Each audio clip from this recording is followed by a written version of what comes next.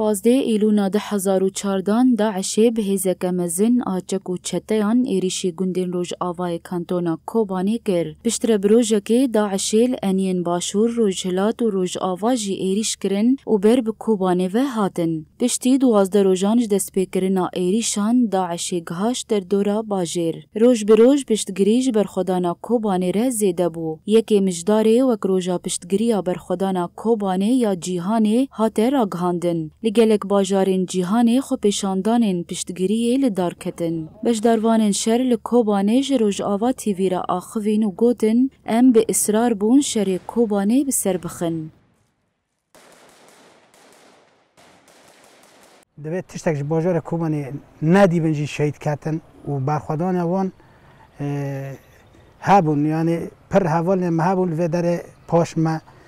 از کنم ببین برین دبون هین درزی خود سریوم میجب سر دامون دی صفاتگریان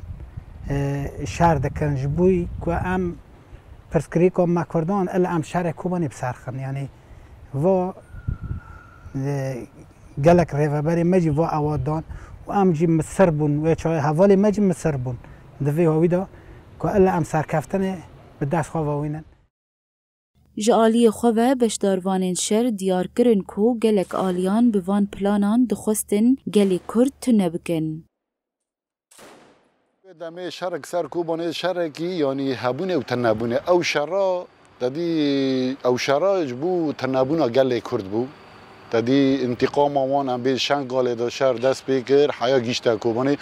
دما گیشته کوبانه او چته ام به او چتانا قاعده یعنی همو دنیا تی هبو پیلان اکثر گله کرد هبو دخواست گله کرد تنه بکن در گله کرد شخص کوبانی دا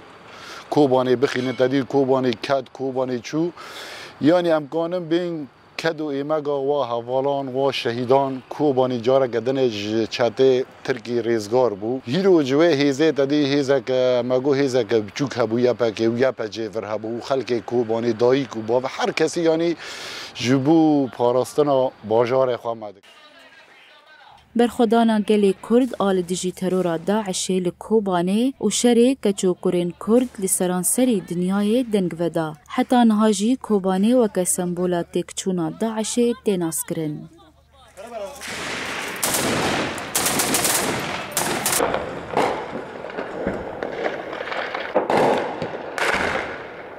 اوه هوانه چه این داشی بونی گوتا بیش